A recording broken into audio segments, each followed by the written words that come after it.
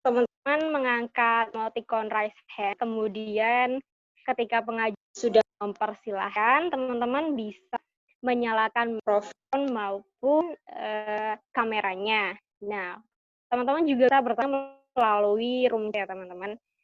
Dan yang pasti ada kuis lagi malam hari ini. Jadi pastikan teman-teman ikuti sesi kelas sampai selesai. Nah, di akhir kelas nanti bakal ada kuis berhadiah.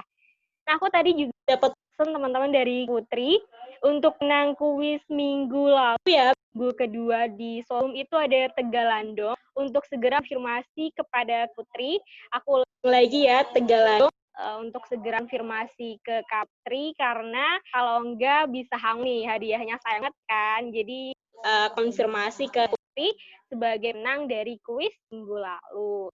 Oke, baik teman-teman. Tanpa panjang-panjang lagi, kita malam hari bakal belajar sama Kak Ajeng nih. Gimana Kak Ajeng, udah ya Kak? Halo, Nah, udah Kak, aku udah. silahkan waktu dan tempat Kak Ajeng. Silahkan Kak Ajeng. Oke, sebelumnya aku awalin. Assalamualaikum warahmatullahi wabarakatuh. Selamat malam semuanya. Kenalin, nama aku Ajeng Ayu. Aku dari Undip, jurusan Akuntansi Perpajakan. Dan sekarang aku tinggal di Lebak Siu. Oke, jadi di sini kita bakal belajar sejarah. Ada 3 materi. Yang pertama itu materi zaman prasejarah di Indonesia. Terus yang kedua ada materi peradaban kuno. Yang ketiga perkembangan agama Hindu dan Islam agama Hindu dan Buddha di Indonesia. Kemudian ini nanti aku izin off kamera ya, soalnya kalau misal on kamera terus nanti jaringannya nggak stabil, gitu. Oke, langsung aja ya, aku mau bagiin PPT-nya dulu.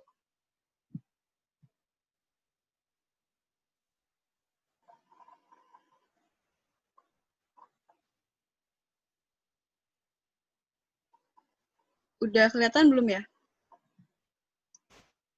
Udah Kak. Oke.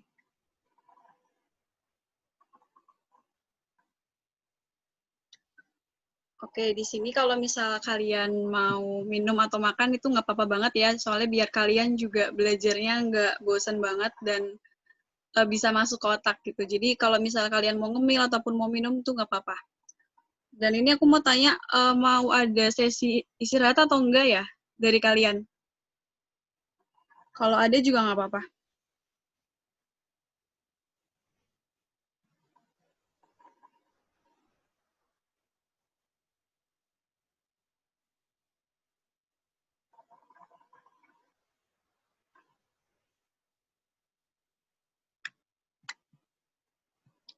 Gimana teman-teman, mau ada sesi istirahat atau langsung aja sampai jam 9? Langsung aja Kak. Nggak usah, oke. Oke, langsung ya, materi pertama. Aku bakal jelasin zaman prasejarah di Indonesia. Nah, zaman prasejarah ini merupakan sebutan zaman ketika makhluk hominin itu atau makhluk purba mulai memanfaatkan perkakas seperti batu sekitar pada tahun 3,3 juta tahun yang lalu dan berakhir ketika sistem tulisan diciptakan. Nah, di sini kita bakal ngebahas 3 poin. Yang pertama ada pembagian zaman prasejarah, yang kedua ciri-ciri zaman prasejarah, yang ketiga kehidupan masyarakat zaman prasejarah. Oke, yang pertama dulu ya, pembagian zaman prasejarah berdasarkan geologi. Nah, yang pertama ada zaman Arkaikum. Zaman ini berlangsungnya sekitar tahun 2,5 juta tahun yang lalu. Kemudian di zaman ini itu merupakan awal pembentukan bumi mulai dari inti bumi sampai kulit bumi. Jadi di zaman ini tuh belum ada kehidupan sama sekali dan kondisi udara di zaman ini tuh benar-benar panas gitu. Jadi nggak ada satupun makhluk hidup yang hidup di zaman Arkaikum. Yang kedua ada zaman Paleozoikum. Di zaman ini berlangsung sekitar 340 juta tahun yang lalu. Sebentar. Oke, berlangsung sekitar 340 juta tahun yang lalu, dan di zaman ini tuh mulai ada tanda-tanda kehidupan. Gitu. Jadi, di zaman ini dibagi lagi menjadi 6 bagian. Yang pertama ada bagian Kambrium. Di bagian Kambrium ini mulai ada tanda-tanda kehidupan di bumi dan mulai ada makhluk hidup yang hidup di zaman Paleozoikum di bagian Kambrium ini. Makhluk hidupnya itu seperti kerang dan ubur-ubur.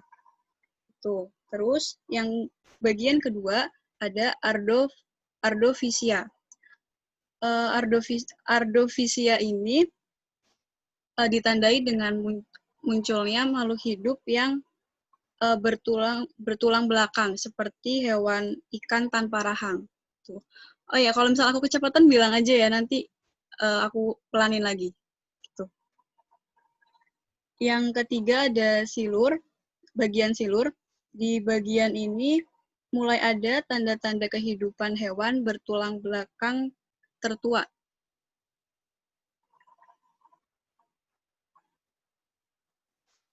Bagian yang keempat ada Devon, ditandai dengan adanya tanda-tanda kehidupan binatang jenis amfibi tertua. Oke, aku pelanin lagi ya. Tadi sampai Devon. Yang kelima, bagian karbon. Di bagian ini itu mulai ada tanda-tanda kehidupan binatang merayap jenis reptil. Dan yang bagian terakhir ada bagian Permia. Di bagian ini ditandai dengan adanya kehidupan hewan darat, ikan air tawar, dan amfibi. Nah, di periode Permia ini diakhiri dengan adanya kepunahan massal. Maksudnya itu kepunahan dalam jumlah besar yang dialami oleh spesies hewan yang terjadi dalam kurun waktu hanya beberapa juta tahun. Kita langsung ke zaman yang ketiga, yaitu zaman Mesozoikum. Di zaman Mesozoikum ini berlangsung sekitar 140 juta tahun yang lalu. Di zaman ini muncul pohon-pohon besar dan hewan-hewan besar, seperti hewan dinosaurus dan jenis burung-burung yang besar. Dan di zaman Mesozoikum juga, keadaan iklim itu semakin membaik. Curah hujannya juga udah mulai berkurang. Dan di era Mesozoikum ini disebut juga sebagai era reptil karena banyak dominasi jenis reptil di zaman Mesozoikum. Nah, di zaman Mesozoikum ini juga dibagi menjadi 3 bagian lagi. Yang pertama ada bagian Trias. Pada periode Trias ini terdapat kehidupan hewan seperti ikan, amfibi, dan reptil. Yang kedua, bagian Jura. Pada periode Jura ini terdapat kehidupan hewan jenis reptil dan sebangsa katak. Dan yang terakhir ada bagian Kapur. Pada periode Kapur ini terdapat jenis hewan burung-burung pertama dan tumbuhan-tumbuhan. Oke, sekarang yang keempat ada zaman Neozoikum. Zaman ini diperkirakan berlangsung sekitar 600.000 sampai 20.000 tahun yang lalu. Di zaman Neozoikum ini, keadaan bumi semakin membaik. Kemudian perubahan cuaca juga tidak begitu besar, sehingga kondisinya itu lebih stabil dan kehidupan di zaman Neozoikum itu berkembang lebih pesat daripada ketiga zaman yang sebelumnya. Nah, di zaman Neozoikum dibagi lagi menjadi 2 era. Yang pertama, era Tersier. Di era ini ditandai dengan berkurangnya jenis-jenis binatang. Jenis-jenis binatang besar dan hidup jenis-jenis binatang yang menyusui, seperti binatang kera dan monyet. Selanjutnya di era Tersier ini juga mulai berkembang jenis kera manusia. Kemudian yang kedua, era Quarter. Era Quarter ini merupakan periode terpenting dalam kehidupan karena di era kuarter ini mulai muncul kehidupan manusia purba. Nah, di era kuarter ini dibagi lagi menjadi 2 bagian. Yang pertama, zaman Diluvium, yang kedua zaman Aluvium. Yang zaman Diluvium itu keadaan alamnya masih liar dan labil karena silih bergantinya 2 zaman, yaitu zaman glasial dan zaman interglasial. Di zaman glasial ini, meluasnya lapisan es di kutub utara, sehingga di daerah Eropa dan Amerika itu, di bagian utara Eropa dan Amerika, tertutup es. Sedangkan di daerah yang jauh dari kutub utara tadi, terjadi hujan lebat selama bertahun-tahun. Kemudian yang kedua, zaman interglasial. Di zaman ini, temperaturnya naik sehingga lapisan es di kutub utara itu mencair.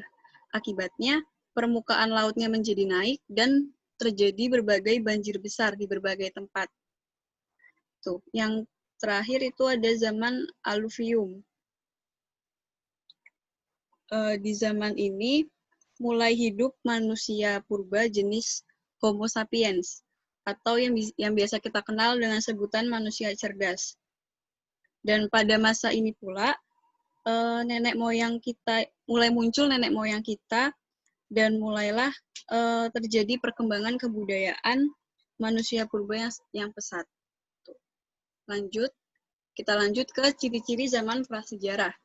Yang pertama di zaman batu. Zaman batu ada zaman Paleolitikum atau zaman batu tua. Di zaman Paleolitikum ini, alat-alat yang terbuat dari batu itu masih kasar dan belum dihaluskan. Hasil kebudayaan di zaman Paleolitikum ini, yang pertama ada budaya Pacitan dengan alatnya seperti kapak perimbas. Kemudian yang kedua, kebudayaan Ngandong dengan jenis alatnya ada alat-alat tulang dan tanduk rusa. Terus juga ada mikrolit, yaitu alat yang terbuat dari batu kecil untuk memotong. Dan cara hidup di zaman Paleolitikum ini, yang pertama itu dia food gathering. Maksudnya dia mengambil langsung dari alam gitu. Seperti mereka melakukan berburu, menangkap ikan, dan mengumpulkan makanan dari alam. Kemudian di zaman ini juga mereka itu hidupnya nomaden. Karena mereka kan tadi mencari makanannya itu langsung dari alam. Jadi otomatis mereka hidupnya juga nomaden, berpindah-pindah. Yang kedua, zaman Mesolitikum atau zaman Batu Tengah atau Madya. Hasil kebudayaan di zaman Mesolitikum yang pertama itu budaya Bakson Hoabin. Dengan jenis alat-alatnya, ada kapak genggam, ada alat yang terbuat dari tulang, dan ada flex, alat batu berukuran kecil untuk memotong.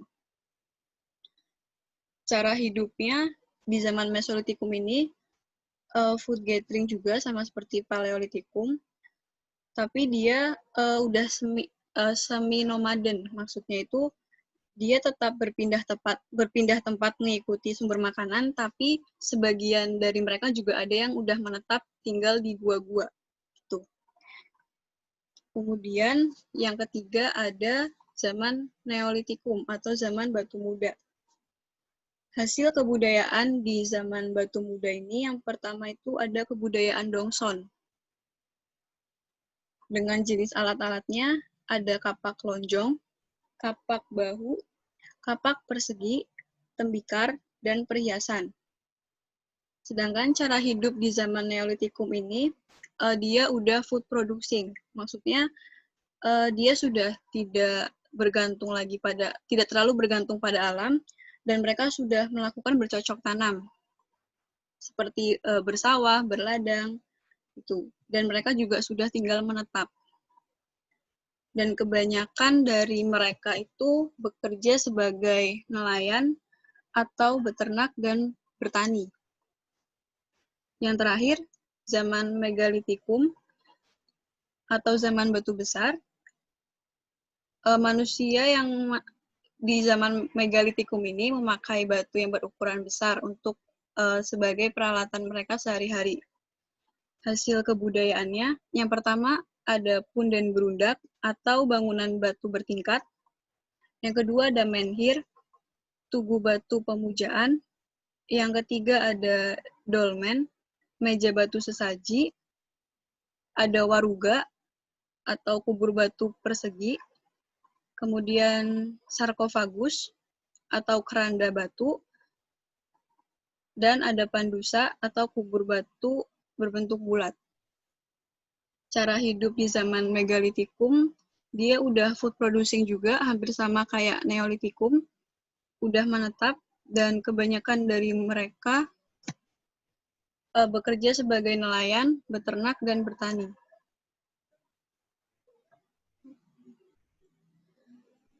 Nah, kita lanjut ke zaman logam atau zaman perundagian. Zaman perundagian ini dibagi menjadi dua, ada zaman perunggu dan zaman besi. Hasil kebudayaan di zaman perunggu ini ada kapak corong, nekara perunggu, moko, terus ada bejana perunggu, dan ada arca perunggu. Nah, di zaman perunggu ini mereka sudah menggunakan alat-alat dari hasil bumi dan membuat beberapa perunggu tadi. Terus ada zaman besi. Di zaman besi ini hasil kebudayaannya ada mata kapak, mata sabit, pisau, golok, cangkul, dan tongkat. Terus juga ada perhiasan dari besi dan emas. Seperti itu. Sekarang kita lanjut ke kehidupan sampai prasejarah. Tadi sudah ya. Kalau food gathering itu intinya dia mengambil makanan langsung dari alam atau bergantung pada alam intinya. Kalau food producing mereka sudah bercocok tanam, sudah tidak terlalu bergantung pada alam, dan mereka sudah tahu bagaimana cara memenuhi kebutuhan makanan mereka. Sedangkan zaman perundagian itu mereka sudah membuat alat-alat dari hasil bumi. Nah, sekarang ada latihan soal nih. Kalau ada yang bisa jawab, boleh jawab di room chat. Gak usah takut salah, nggak apa-apa.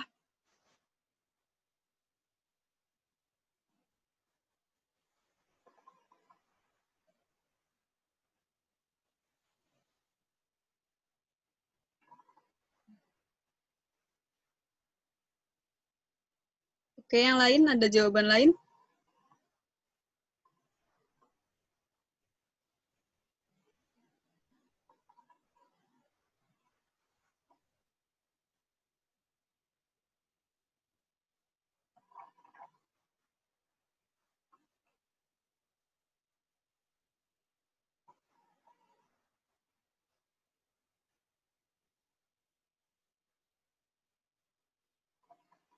Oh, pada A semua ya.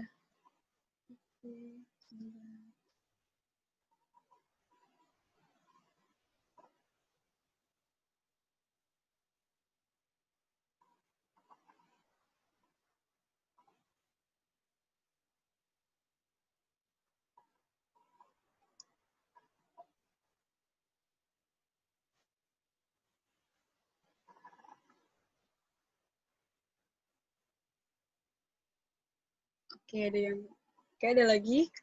Cukup ya? Oke. Yang benar itu jawabannya yang C. Kenapa? Karena beliung persegi dan kapak lonjong ini merupakan hasil dari kebudayaan Neolitikum, di mana ciri-ciri dari Neolitikum itu kan tadi ada dia sudah menetap, terus di zaman ini juga dia sudah masyarakatnya itu banyak yang beternak dan bercocok tanam. Jadi yang lebih tepat itu yang C. Tuh. Oke, lanjut ada satu lagi. Nah ini, silakan kalau ada yang tahu jawabannya. Ini lumayan nggak terlalu sulit.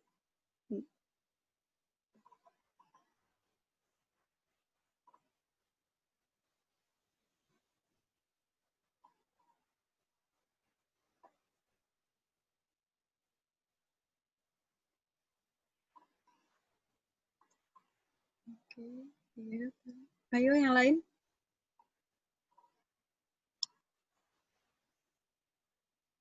Ya, benar ya. Jawabannya yang B, Trinil. Pithecanthropus erectus itu ditemukan di Trinil oleh von Koenigswald. Gitu. Oke, sekarang kita lanjut ke materi kedua ya. Nah, peradaban kuno. Oke, jadi sebelumnya aku mau jelasin dulu kalau di materi peradaban kuno kali ini, aku cuma jelasin beberapa peradaban aja karena kalau semuanya nanti waktunya nggak cukup. Itu ya teman-teman. Oke, yang pertama, peradaban lembah Sungai Indus. Peradaban Sungai Indus ini terletak di Mohenjo-daro dan Harappa. Dan pendukung di peradaban lembah Sungai Indus ini tuh bangsa Dravida. Kemudian bangsa Dravida ini tergolong dalam kategori ras Australoid dengan ciri-ciri bibirnya tebal, kulitnya hitam, badannya tegap, dan rambutnya ikal. Nah, bangsa Dravida ini diperkirakan sudah lama menetap di wilayah lembah Sungai Indus dalam waktu yang lama. Tuh. Dan masyarakat Mohenjo-daro dan Harappa ini sudah memanfaatkan sumber daya di sekitar lembah Sungai Indus dengan sangat baik.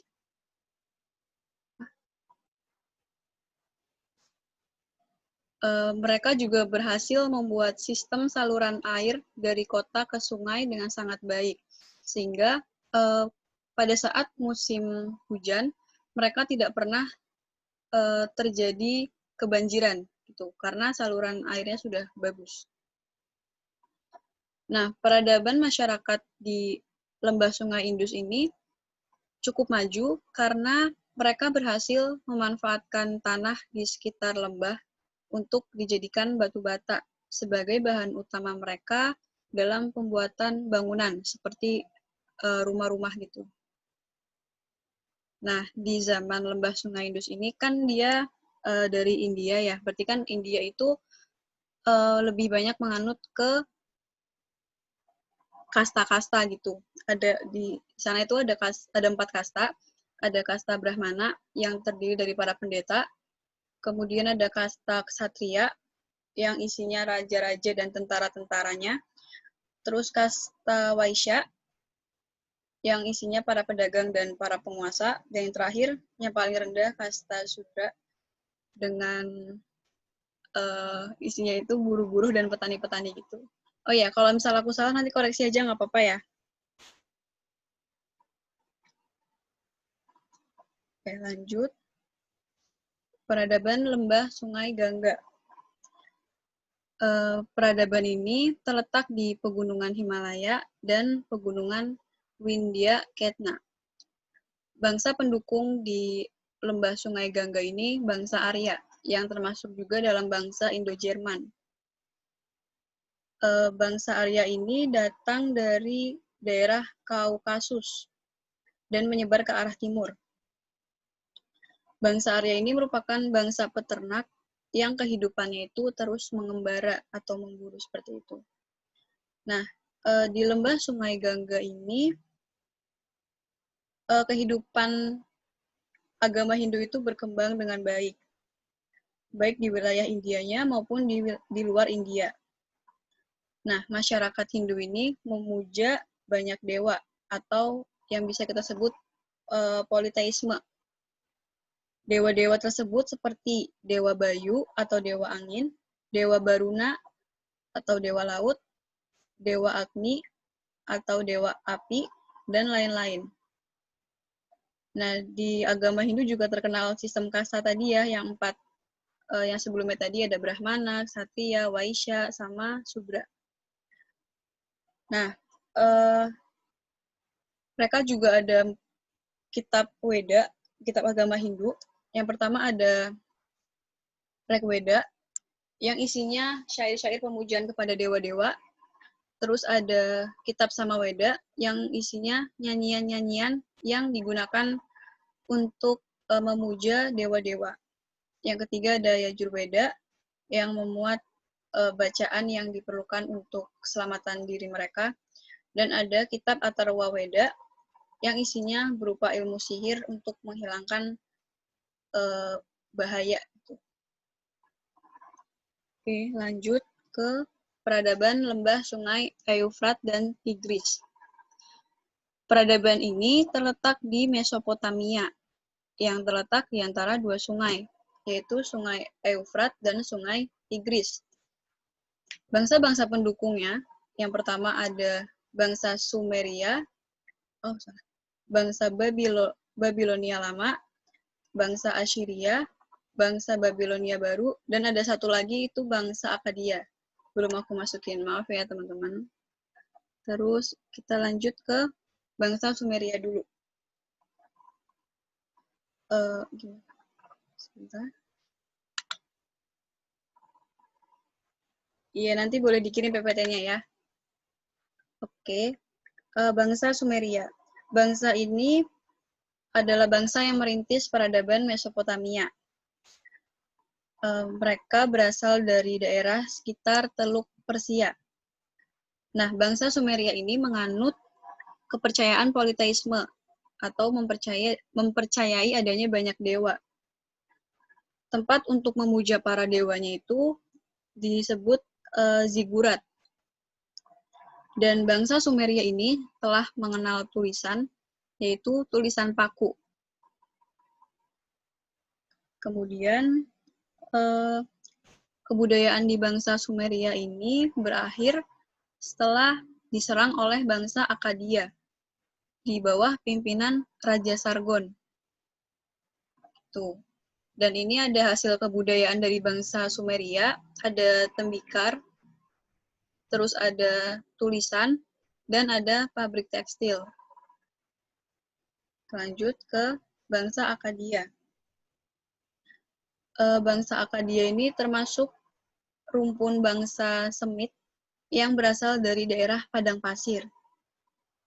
Di bawah pimpinan Raja Sargon, pasukan bangsa Akkadia ini semakin bertambah kuat, dan mereka melakukan serangan serta berhasil menduduki daerah Mesopotamia dengan mengalahkan bangsa Sumeria tadi. Nah, dengan kemenangan ini, Akkadia tidak lagi menjadi bangsa pengembara. Bangsa Akkadia mulai hidup menetap di daerah Mesopotamia. Walaupun bangsa Akkadia ini berhasil mengalahkan bangsa Sumeria, tetapi mereka mengambil dan meniru kebudayaan dari bangsa Sumeria. Bahkan mereka juga berintegrasi dengan penduduk yang ditaklukkannya. Bangsa Akkadia juga termasuk bangsa yang menganut kepercayaan politeisme. Tuh. Nah, ini ada Raja Sargon ya, tadi udah aku jelasin. Raja yang memimpin di bangsa Akkadia. Dan ini ada bahasa Akkadia yang digunakan oleh penduduk Akkadia pada waktu itu. Oke, lanjut ke bangsa Babilonia Lama. Kota Babilonia dibangun oleh bangsa Amori di bawah pimpinan Sumwabum. Letak kota Babilonia ini dekat dengan kota Kish. Nah, bangsa Amori tampil sebagai bangsa yang menguasai Mesopotamia. Raja yang terkenal di kerajaan Babilonia Lama adalah Raja Hammurabi. Raja Hammurabi ini terkenal dengan hukumnya, yaitu hukum Hammurabi. Pada masa pemerintahannya, kekuasaan Babilonia terbentang dari Teluk Persia sampai seberang wilayah Turki, dan dari pegunungan Zagros di timur sampai sungai Khabur di Syria. Tapi, sepeninggalnya Raja Hammurabi, wilayah Babilonia ini menjadi terpecah belah, dan akhirnya Babilonia Lama runtuh karena serangan dari bangsa Hiti. Selanjutnya, Mesopotamia ini diduduki oleh bangsa Kasi. Itu. Ini ada gambar Raja Hammurabi ya, yang waktu itu dia sebagai raja terkenal di bangsa Babilonia Lama. Oke, kita lanjut ya teman-teman. Masih semangat kan? Kita lanjut ke, oh iya, ini ada zigurat tadi, tempat untuk memuja dewa. Dan ini ada hukum Hammurabinya, namanya Kodeks Hammurabi. Kita lanjut ke bangsa Assyria.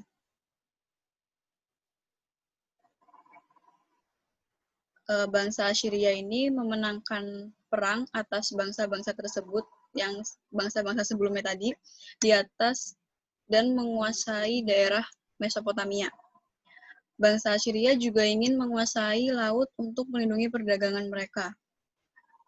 Nah, usaha tersebut baru berhasil sekitar pada tahun 750 sebelum Masehi. Raja-raja yang pernah berkuasa di kerajaan bangsa Assyria ini, yaitu ada Raja Sargon II, terus ada Raja Asurbanipal. Nah, lama-kelamaan kerajaan Assyria ini semakin lemah. Hal ini diketahui dari bangsa Khaldea yang berkembang di daerah Mesopotamia Selatan, yaitu bekas kekuasaan kerajaan Babilonia Lama. Nah, bangsa Assyria ini, bangsa Khaldea ini menyerang kerajaan Assyria. Sehingga pada tahun 612 sebelum Masehi, ibu kota Nineveh berhasil dikuasai sehingga mengakibatkan runtuhnya kerajaan Assyria. Ini ada gambar Raja Sargon II dan ada prasasti Sargon.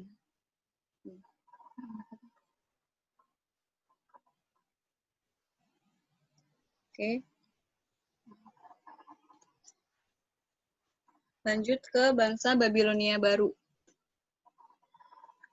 Setelah berhasil merebut bangsa Assyria pada tahun 612 sebelum Masehi, bangsa Khaldea di bawah pimpinan Raja Nabopolassar membangun kembali kerajaan Babilonia yang disebut sebagai Babilonia baru. Raja-raja yang pernah berkuasa di kerajaan ini adalah Raja Nabopolassar, kemudian Raja Nabonidas, dan Raja Belshazzar.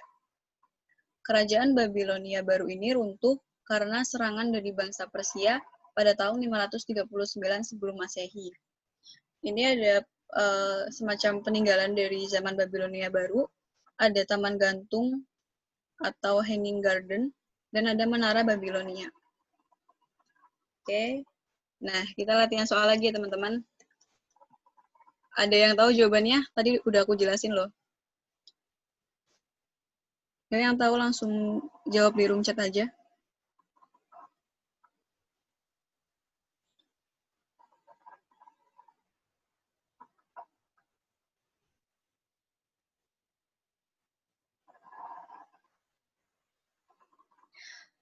Ya, benar ya, jawabannya yang D, Kodeks Hammurabi. Kalau yang jawaban A sama B ini tuh pada peradaban Romawi kuno, sedangkan yang jawaban C, Kode Penal, ini hukum pidana di negara Perancis. Lanjut satu lagi. Nah ini, ada yang tahu nggak?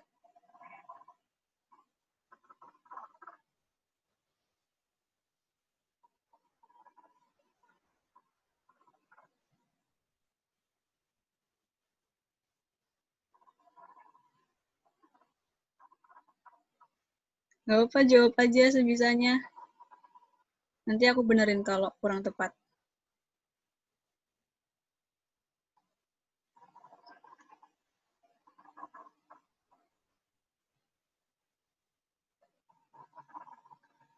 Oke, jawabannya yang benar yang B ya, Arnold Toynbee.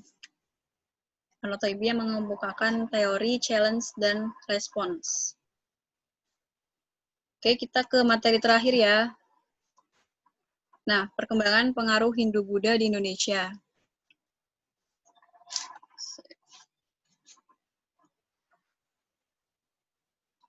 Nah, ada beberapa teori dari perkembangan agama Hindu dan Buddha di Indonesia.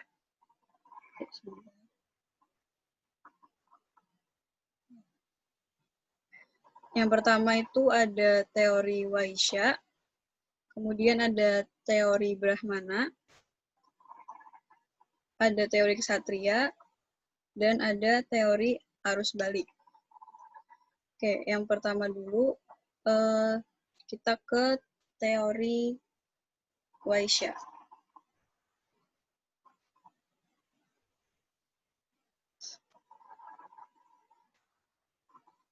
Nah, teori Waisya ini, menurut teori ini tuh pengaruh Hindu-Buddha masuk karena dibawa oleh para pedagang yang waktu itu banyak menikah dengan penduduk asli di Indonesia.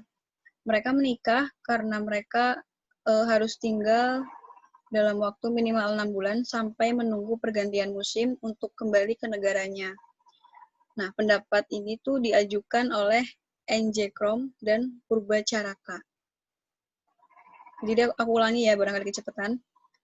Teori Waisya ini, menurut teori ini, pengaruh Hindu-Buddha masuk karena dibawa oleh para pedagang. Yang pada saat itu, para pedagang ini banyak menikah dengan penduduk asli di Indonesia. Nah, mereka ini menikah karena mereka harus tinggal dalam waktu minimal 6 bulan sampai nunggu pergantian musim agar mereka bisa kembali ke negaranya masing-masing. Gitu. Terus yang kedua ada teori Brahmana. Menurut teori ini, pengaruh Hindu-Buddha masuk karena dibawa oleh para Brahmana yang mendapat undangan dari para pengusaha untuk menobatkan para raja, memimpin upacara keagamaan, dan mengajarkan ilmu pengetahuan. Kemudian agama ini semakin menyebar ke seluruh kerajaan. Nah, pendapat ini didukung oleh J.C. Vanler. Selanjutnya, teori Ksatria. Menurut teori ini, pengaruh Hindu-Buddha masuk karena dibawa oleh para ksatria yang kalah pada saat perang di India. Mereka mendirikan koloni di Nusantara dan menyebarkan agama Hindu-Buddha ke Indonesia. Pendapat ini didukung oleh Mujumdar. Yang terakhir ada teori arus balik. Menurut teori ini, pengaruh Hindu-Buddha masuk karena para Brahmana, pedagang, dan juga orang-orang Indonesianya. Ada dari mereka yang berdagang, ada pula yang sengaja datang ke India untuk belajar. Kemudian ketika kembali, mereka menyebarkan agama baru yang mereka dapatkan di India. Nah, pendapat ini didukung oleh George Chodes dan Bosch. Itu. Aku ulangin ya yang tadi harus balik. Menurut teori ini, pengaruh Hindu-Buddha itu masuk karena para Brahmana, para pedagang, dan juga dari orang Indonesianya sendiri. Ada dari mereka yang berdagang, ada pula yang sengaja datang ke India untuk belajar. Sehingga ketika mereka kembali dari India, mereka menyebarkan agama-agama baru yang mereka dapatkan di India, seperti agama Hindu dan agama Buddha. Gitu. Sekarang kita ke agama Hindu. Agama Hindu ini berasal dari India. Agama ini merupakan perpaduan antara agama yang dianut oleh bangsa Arya dan bangsa Dravida. Selanjutnya terjadi pembauran antara bangsa Arya dan bangsa Dravida yang selanjutnya menurunkan generasi yang disebut dengan bangsa Hindu. Kata Hindu sendiri berasal dari kata Sindhu dalam bahasa Sangsekerta yang berarti sungai.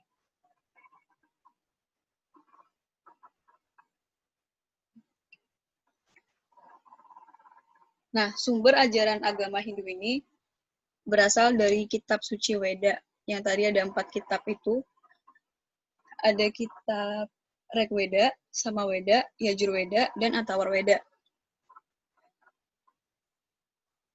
Dan di agama ini di agama Hindu ini terdapat ketiga dewa yang mereka istilahnya mereka percayai, kepercayaan mereka terhadap dewa. Ada Dewa Brahma atau Dewa Pencipta, Dewa Wisnu, dan Dewa Shiva. Pemujaan terhadap para dewa ini dipimpin oleh pendeta yang disebut Brahmana. Di agama Hindu ada 5 keyakinan dan kepercayaan yang disebut sebagai Pancasrada. Pancasrada ini merupakan keyakinan dasar umat Hindu. Nah, di agama Hindu ini terkenal dengan 5 kasta. Tadi kan ada 4 kasta ya, tapi kalau ini ada 5.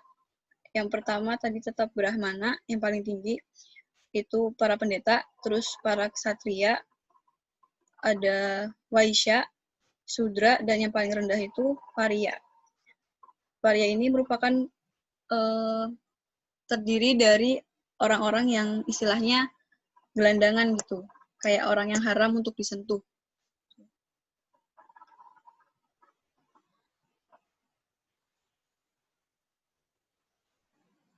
Nah, tempat suci umat Hindu ini antara lain kota Benares dan Allahabad yang dianggap sebagai tempat bersemayamnya Dewa Shiva.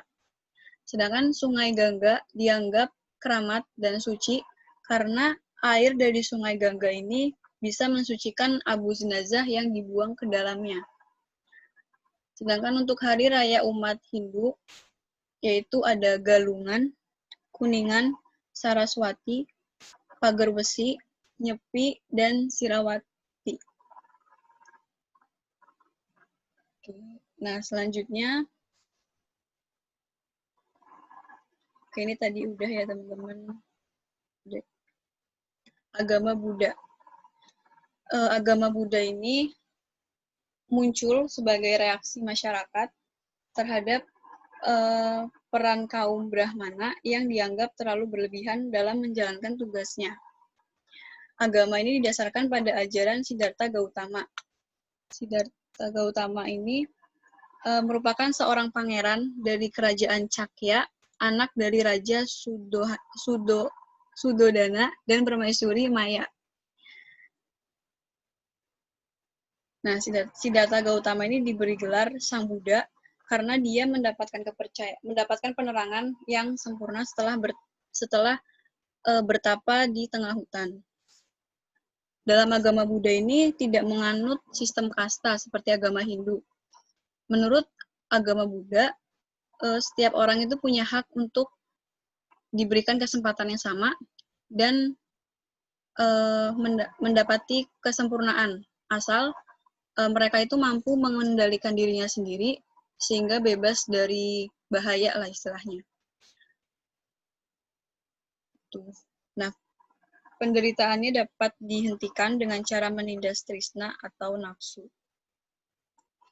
Nah, untuk kitab dalam agama Buddha ada 3, yaitu yang dinamakan kitab Tripitaka. Yang pertama ada Winaya Pitaka, yang isinya itu peraturan-peraturan yang menentukan cara hidup para pemeluk agama Buddha. Yang kedua ada Sutrantapiyaka, yang isinya itu wejangan-wejangan Sang Buddha. Yang terakhir ada Abhidharma Pitaka, yang isinya penjelasan dan kajian tentang agama Buddha. Oke, kita ke latihan soalnya. Boleh langsung dijawab kalau ada yang tahu.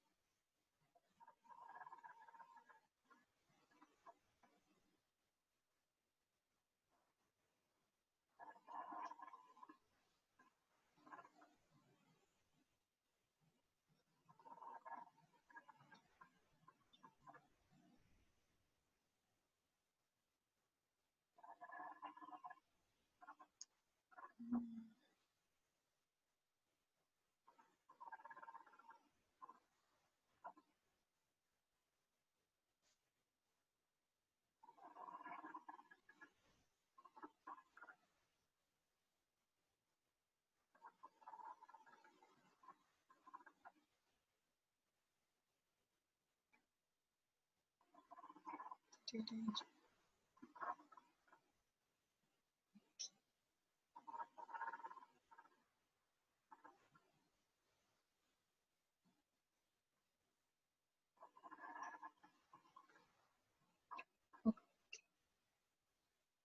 yang benar jawabannya yang D ya, teman-teman. Jadi, salah satu faktor yang menyebabkan stupa Borobudur dianggap karya lokal jenius adalah karena adanya perpaduan pola bangunan dari India dengan pola bangunan berundak yang sudah ada di masyarakat Jawa pada masa itu. Oke, lanjut satu lagi.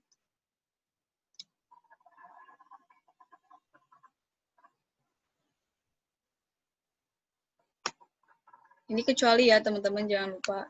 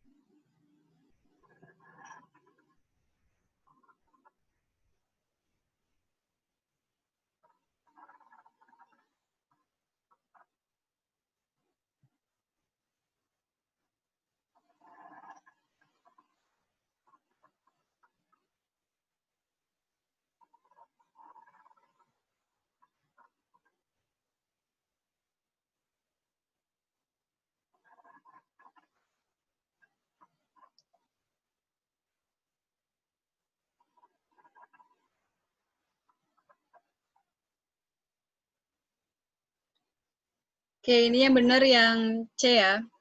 Bentuk rumah ibadahnya yang berundak-undak. Jadi, kan kecuali, berarti kecuali itu yang C. Kalau yang bangunan candi-candi bercorak Hindu-Buddha, itu merupakan akulturasi budaya Hindu-Buddha. Akulturasi budaya antara Hindu dan Buddha. Penggunaan kalender Saka juga sama, akulturasi antara Hindu dan Buddha. Banyak seni patung, kemudian ada penggunaan bahasa Sangsekerta dan Jepang. Oke, ini aja materi dari aku. Kalau ada yang mau ditanyain, nggak apa-apa, tanya aja. Atau kalian mau langsung ke kuis atau gimana, Kak?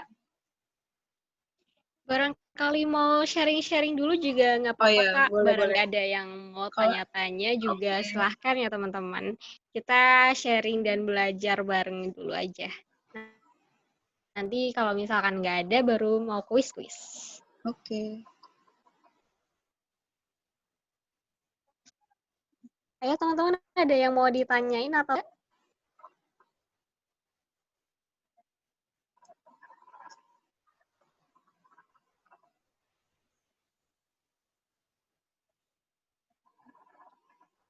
ada nggak sih, Kak, kayak tips-tips buat belajar sejarah gitu kan? Sejarah tuh kayak harus Ya. nginget nggak sih? Kayak banyak banget hal-hal yang perlu kita ingat kayak gitu. Apa harus semuanya dihafal? Apa ada tips-tips tertentu nih, Kak? Kalau oke, ini sebenarnya agak susah juga ya jawabnya ya, karena aku pribadi belajar sejarah itu kalau dari aku emang harus dihafal gitu. Kalau aku tipenya tipe orang yang menghafal. Maksudnya dihafal ya nggak semuanya, cuman kayak poin-poinnya aja gitu.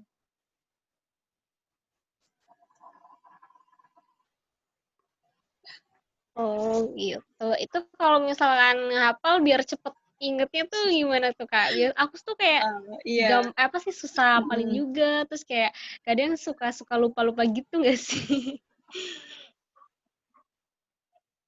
Kalau aku biasanya sering belajar kayak bangun jam 2 atau jam 3 pagi gitu. Itu lebih, otak lebih fresh sih, lebih bisa, kita lebih bisa Hmm. menghafal di jam-jam segitu. Bener, Ya. mantap. Itu ada pertanyaan kayaknya di room chat. Udah tadi gimana cara belajar biar seru. Aduh. Oh, alah, ya. Ada lagi nggak teman-teman Ada yang lagi mau yang mau tanya? ditanyain biar apa namanya bisa di chat juga nggak apa-apa, mau open mic, open kamera juga nggak apa-apa. Selain tips-tips juga boleh tadi terkait apa namanya materi yang udah disampaikan juga bisa ditanyain, barangkali ada yang kurang paham atau ada yang terlewat gitu.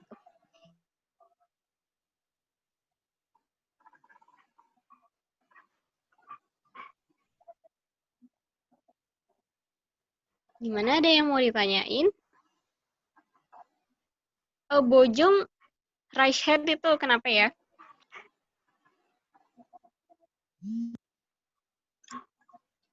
Tadi mulai dari apa ya?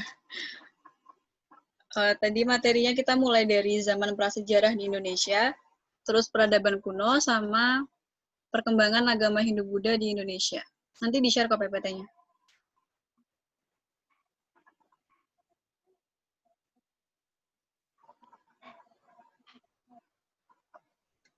Iya, gimana teman-teman, mau ada yang ditanya lagi nggak?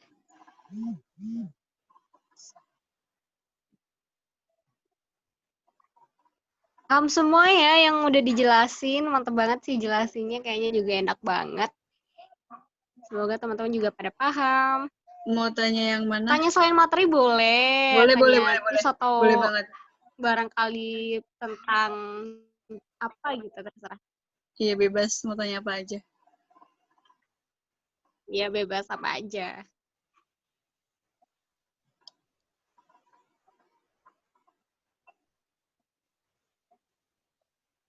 Kak Ajeng sekarang di Undip ya Kak?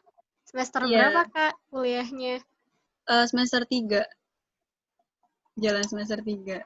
Oh mantap. Itu katanya ditanya tips and triknya tuh masuk Undip. Oke. Sebelumnya aku masuk Undip itu bukan lewat SBMPTN. Jadi aku masuk Undip itu lewat ujian mandiri. Karena waktu itu aku sebenarnya kayak salah ngambil apa ya, salah perkiraan sih. Waktu SBMPTN itu alhamdulillah skornya emang tinggi, tapi aku ngambil jurusannya itu yang terlalu tinggi, jadi aku nggak bisa lolos di jurusan yang aku pengen. Akhirnya aku ikut ujian mandiri dan alhamdulillah itu bisa lolos. Nah, kalau tips dan trik buat lolos SBM, yang pasti belajar dari sekarang, karena materi SBM itu banyak banget dan apa ya, termasuk sejarah ya, banyak banget materinya gitu. Jadi benar-benar memanfaatkan waktu dengan baik biar nanti kalian itu bisa apa ya, bisa lolos SBMPTN, karena di ujian mandiri tuh menurutku nggak enak sih. Nggak enaknya mungkin karena di biayanya gitu. Kalau SBM kan biayanya itu lebih murah gitu. Jadi menurut aku kalian itu dari sekarang benar-benar belajar yang rajin gitu, jangan jangan males ya, diselingin juga kayak refreshing atau main sama temen gitu. Tapi tetap serius di SBMPTN-nya. Itu kalau dari aku. Iya bener banget, biasanya kalau lewat masuk jalur diri tuh lebih mahal ya Kak. Iya, Di nggak mana-mana enak. tuh kayaknya emang lebih mahal deh, ada Iya, biaya benar. lebih gitu.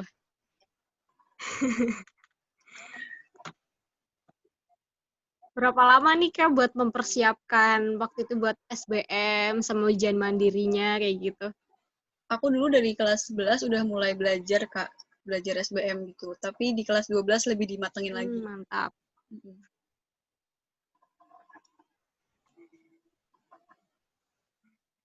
Mantap nih. Persiapannya berarti lumayan panjang ya. Teman-teman juga mempersiapkan diri nih teman-teman. Kalau misalkan yang udah kelas 12 terus disemangati belajarnya, yang masih kelas 11 bagus banget nih udah dimulai gitu biar nantinya bisa mencapai tujuannya gitu sampai ke jurusan sama universitas yang diinginkan. Ada lagi yang mau ditanyain?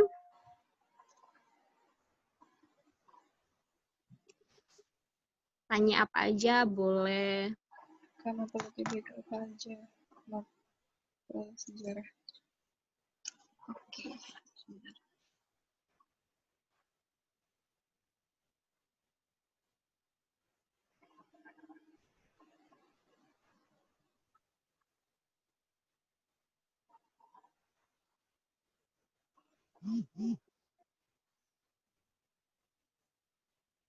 Itu di chat Kak Ajeng kayaknya ada yang mau nanya tuh.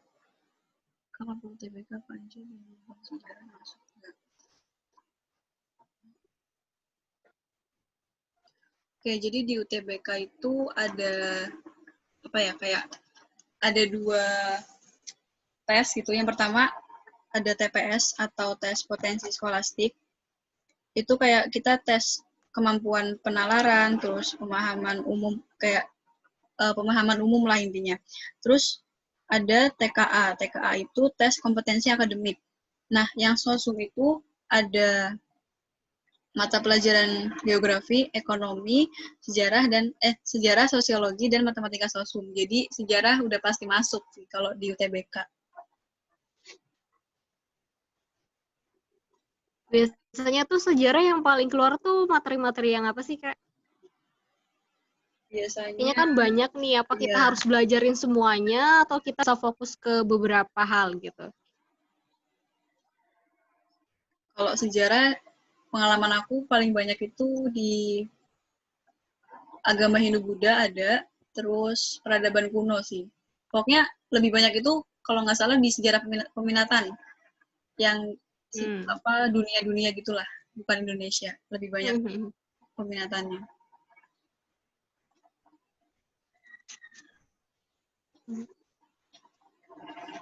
Gimana teman-teman, ada yang mau ditanyain lagi atau enggak? Kalau misal enggak, kita bisa mulai kuis sih biar kita selesai lebih cepat nih, mantap. Tapi kalau misalkan mau ada yang ditanyain dulu juga nggak apa-apa. Ini tuh tumben banget nih, Kak, yang join tuh sedikit. Oh iya, Biasanya biasanya tuh banyak. jauh lebih rame kayak gitu. Aku berharap sih teman-teman semangatnya tetap dijaga buat tetap belajar gitu. Masih semangat ya yang masih join? Ayo barangkali ada yang mau ngobrol. Mantap, Krandon, mantap.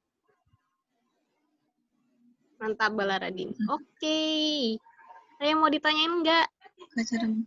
Itu ada pertanyaan Kak dari Bojong. Apa tuh pembelajaran tes mirip? Maksudnya pasti grade tiap jurusan atau gimana ini? Iya, sepertinya deh Kak, passing grade.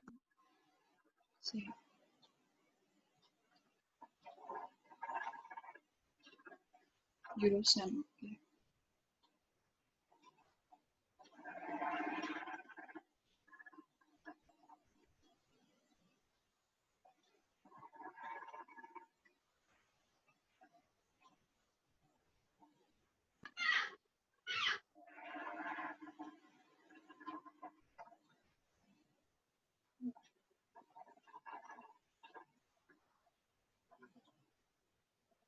Halo Kak Ajeng.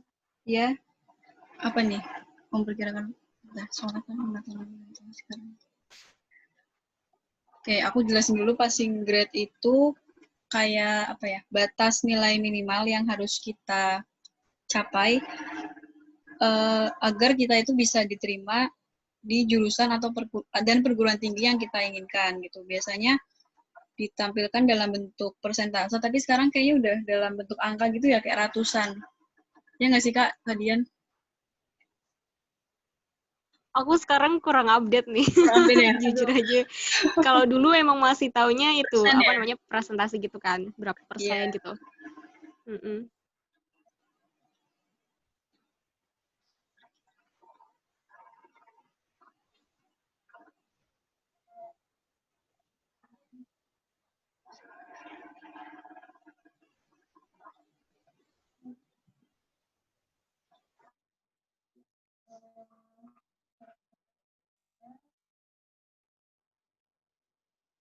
Halo Kak Ajeng. Mic-nya mati Kak. Halo Kak, ya pencet tadi, sorry. Ya, jadi teman-teman, setahu aku tuh ya emang grade tuh buat biar tahu gitu kan berapa. Iya, gimana Kak?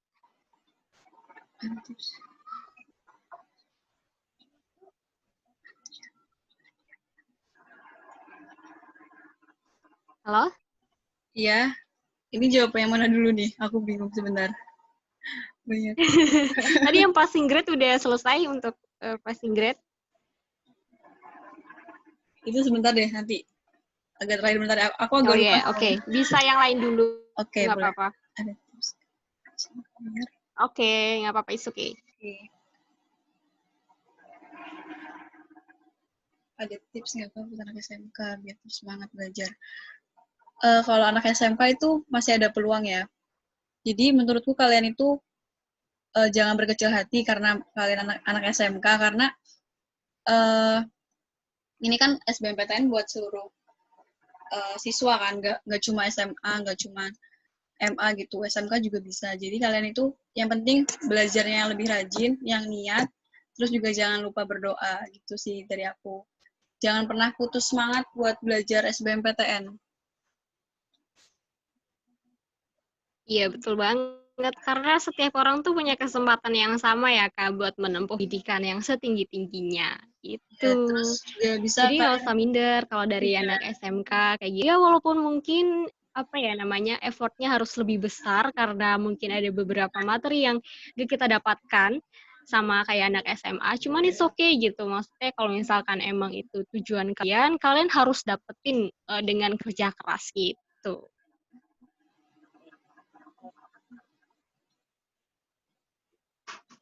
yang sering ikut saya online. Aku sering dulu ikut try out online gitu. Sering banget. Itu bisa membuat kita lebih melatih kemampuan apa ya, kemampuan di mata pelajaran tersebut buat SBMPTN tuh. Jadi kalau tryout online, menurut aku kalian harus sering-sering ikut karena itu banyak banget latihan soal-soalnya.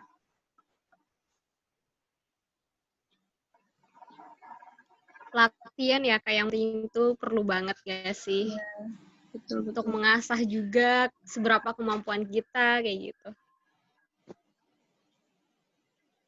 Oke, ada yang mau ditanya lagi? Oh, itu ada Kak. Tips nggak Buat apa tuh? yang nggak fair.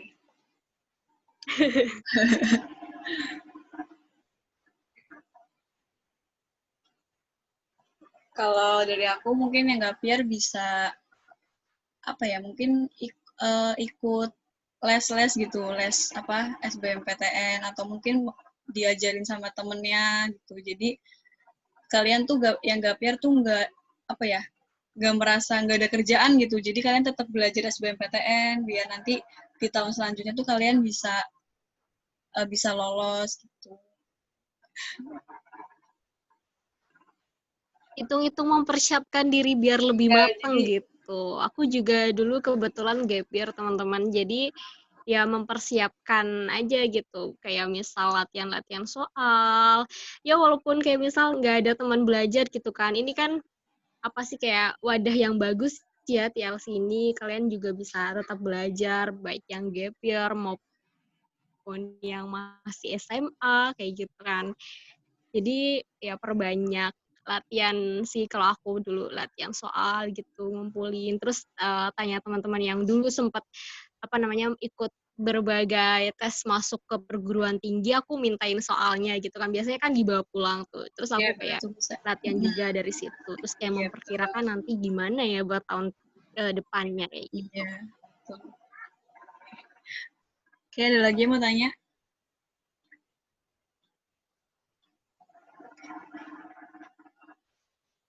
Iya tuh non. Semangat Bojong dan teman-teman yang lainnya. Ada yang mau ditanyain lagi?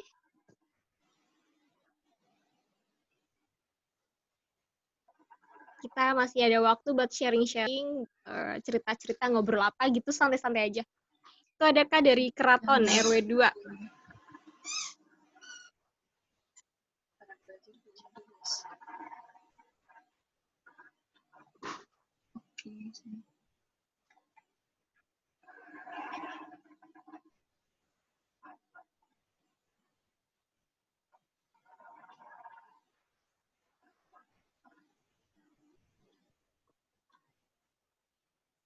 Halo Kak Ajeng. Halo, ya sebentar. Oke. Cara bagi waktu kakak dulu itu kayak gimana? Cara belajar, kerjain tugas, dan lain-lain. Oke, dulu aku waktu SMA itu bisa dibilang apa ya, kurang bisa membagi waktu kalau aku dulu. Karena aku kadang ngerjain tugas tuh malam-malam gitu. Kalau aku, karena kan rumahku dekat jalan raya ya, pinggir jalan raya, jadi kan banyak suara kendaraan tuh. Jadi aku biasanya kalau ngerjain tugas itu malam-malam, dan kalau belajar tuh ya di sekolah gitu. Jadi di sekolah tuh bener-bener aku manfaatin buat belajar, terus di rumah malamnya aku buat apa namanya, buat ngerjain tugas. Terus kalau pulang sekolah biasanya ada ekstrakurikuler kayak gitu. Aku gitu dulu bagi waktunya. Terus juga biasanya bangun jam 2 pagi buat belajar lagi. Karena jam segitu emang enak banget buat belajar, teman-teman bisa cepet ngerti gitu, bisa cepet paham sama materinya.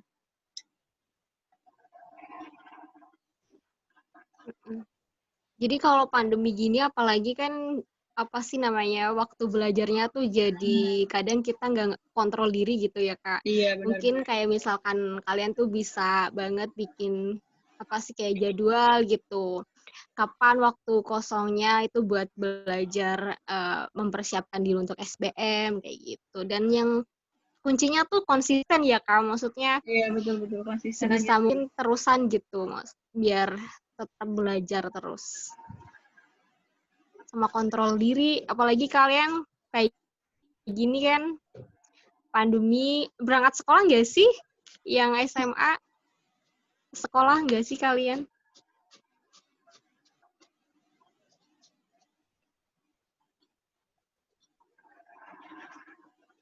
Gimana nih, ada yang mau ditanya lagi nggak? Kalau misalkan nggak, 7 kita bulan di bisa rumah. siap-siap buat kuis. Oh, 7 bulan di rumah Wah, ya? lama banget itu. Mantep banget nggak sih? Bosen banget ya? Aduh, semoga cepat berakhir ini. Itu ada dari Kademang, apa sih Kademangaran, Kak? Ada Ada Mangaran. pertanyaan. Menurutku mending kita pelajari materinya dulu, karena kalau kita langsung ngerjain soalnya, kita nggak tahu nanti ini maksud soalnya itu apa gitu. Jadi kita pelajarin dulu materinya sampai kita udah ada gambaran dari materinya itu, nanti baru kita ngerjain latihan soalnya.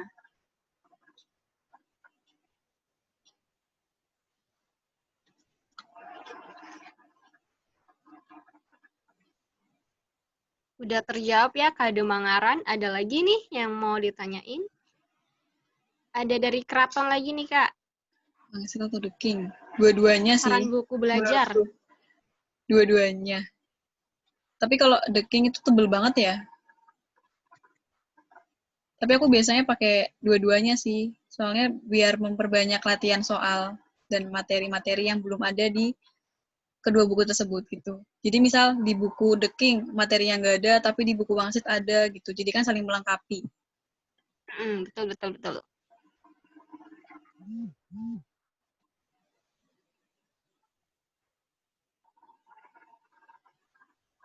Ini aku tunggu sampai 20.30, barangkali ada yang mau ditanyain. Kalau enggak, kita mulai kuis aja.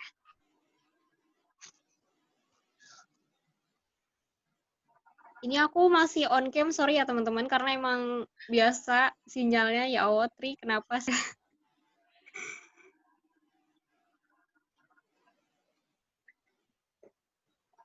Ada dari si Gentong. Pertanyaan Kak, se-worth it apa sih buku Wangsit dan lain-lain gitu?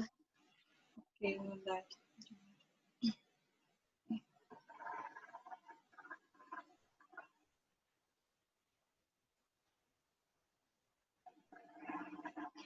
Karena menurutku di buku Wangsit ataupun The King ataupun yang lainnya tuh dia menyiapkan apa ya, banyak materi-materi gitu buat SBMPTN. Jadi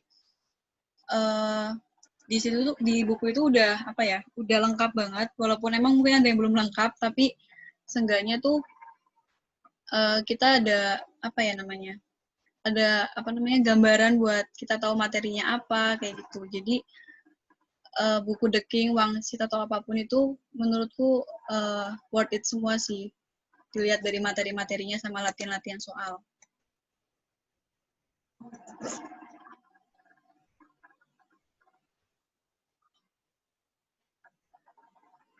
Begitu sih Gentong, apakah terjawab? Ya kita masih nunggu lagi, barangkali ada yang mau ditanyain lagi, silahkan banget bisa di chat, barangkali mau ngobrol langsung juga nggak apa-apa nih, open mic, biar rame gitu. Semoga semangat kalian terus terjaga ya teman-teman buat terus belajar kayak gitu. Dan nanti semoga bisa dimudahin, bisa lolos juga sesuai univ dan jurusan yang kalian mau. Amin. Oke Kak, atau kita mau kuis langsung aja Kak? Oke, boleh biar nggak kemalaman kayaknya. Itu Kak, kayak katanya Bojong minta dijawab yang Oh iya, passing grade. sorry. Aduh, tadi apa ya? Memperkirakan passing grade bukan ya?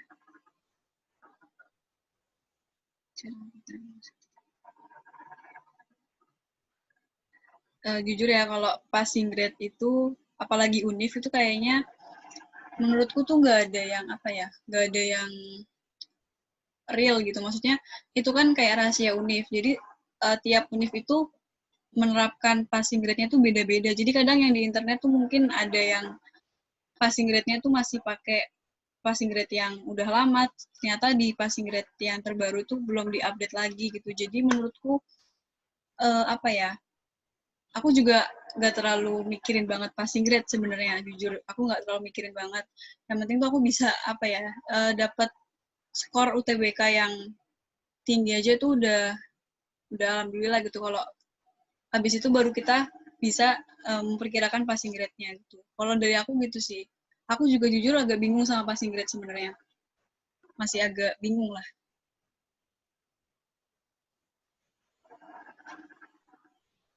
Gitu Bojong, atau apakah terjawab untuk tentang passing grade ini? Malah setahu aku tuh kadang apa sih namanya, ada web tertentu malah dia tuh bikin passing grade sendiri gitu. Jadinya Iya, emang benar kadang gitu. apa ya, kurang kredibel juga kadang ya Kak Iya, di berbagai internet tentang passing grade itu.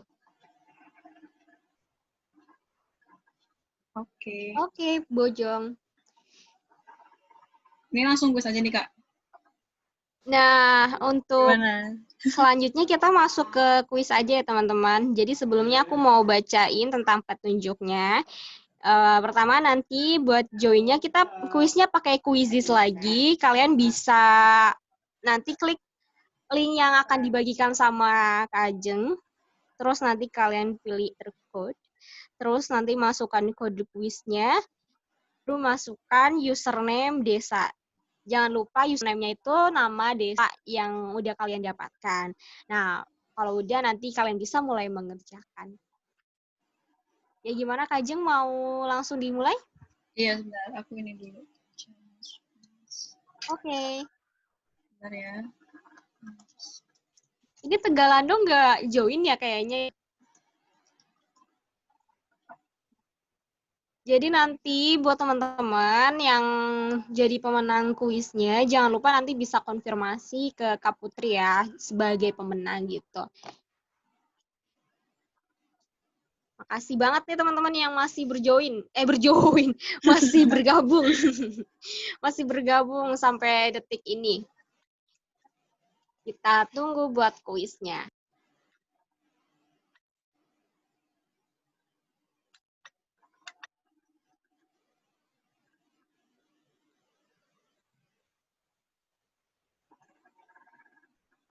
Itu kode gamenya ya. Udah aku kirim di room chat. Itu untuk kodenya teman-teman.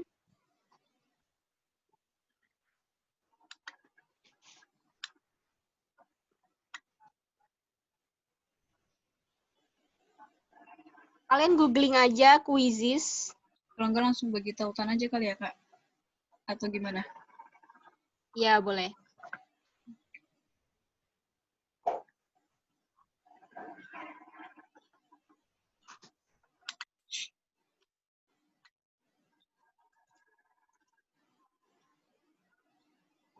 Nah, itu untuk linknya, teman-teman. Bisa klik lewat situ, terus nanti baru masukkan kodenya. Kodenya tadi di chat udah dibagikan juga. 6169465.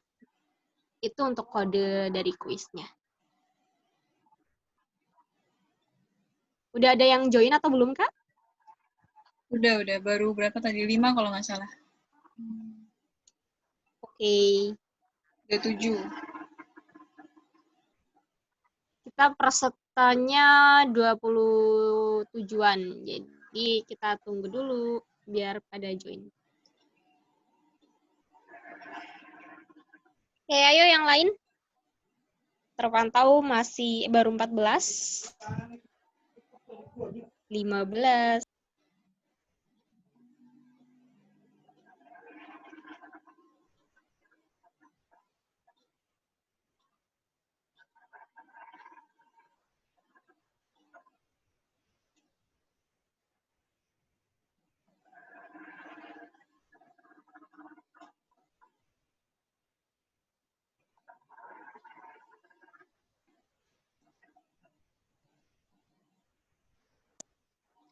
Ayo yang lain masih ditunggu.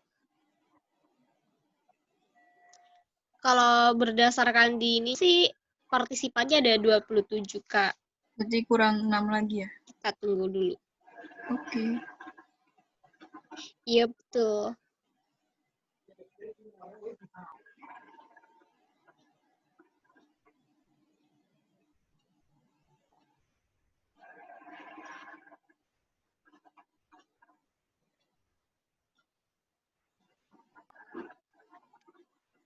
Ayo pada join yang lain yang belum join.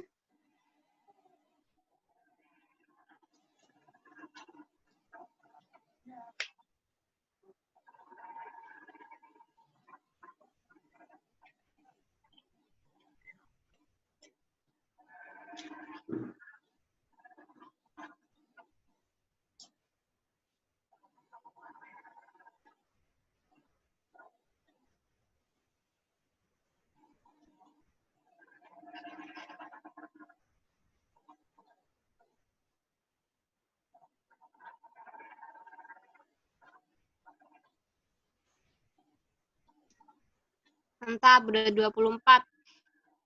Tinggal lagi buat ke 27.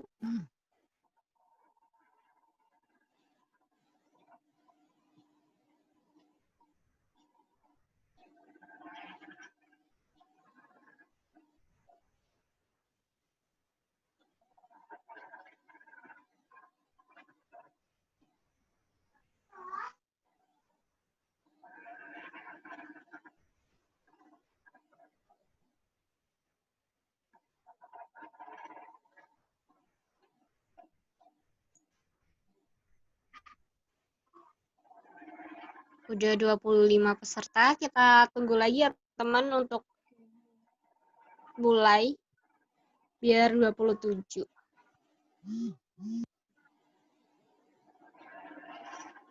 Ini malah sekarang pesertanya udah 26. Kayaknya udah bisa dimulai deh, Kak. Boleh. Oke. Aku mulai ya. Oke.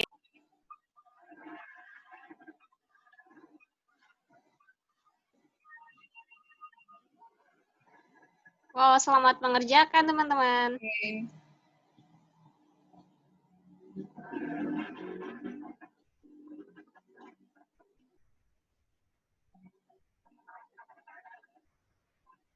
Berapa soal nih, Kak, kuisnya? Ada 10 soal. 10 ya?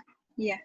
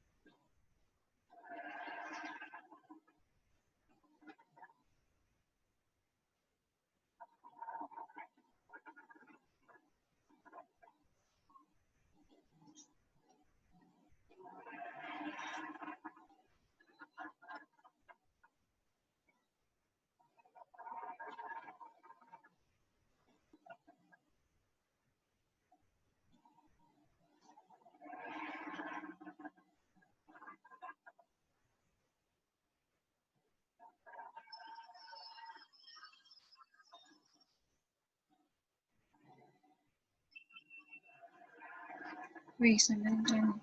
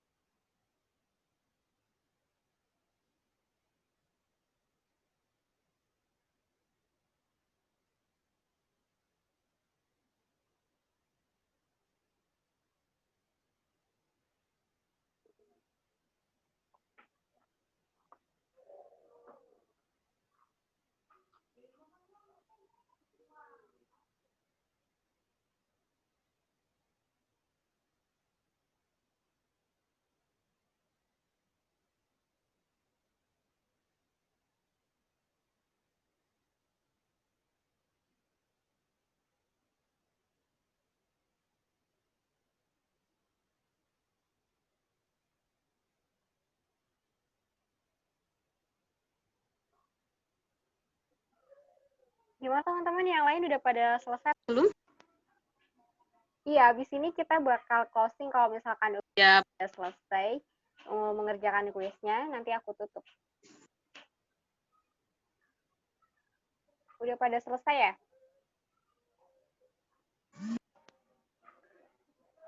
Siapa Ajeng yang Jadi penanya? Untuk Tegalandong kayaknya nggak join deh Kak Putri malam ini. Di awal acara aku ini, aku panggil-panggil kayaknya, wah ini udah Ini ada nih dari Kedung Sugi yang pertama. Keren, mantap. Bener semua loh.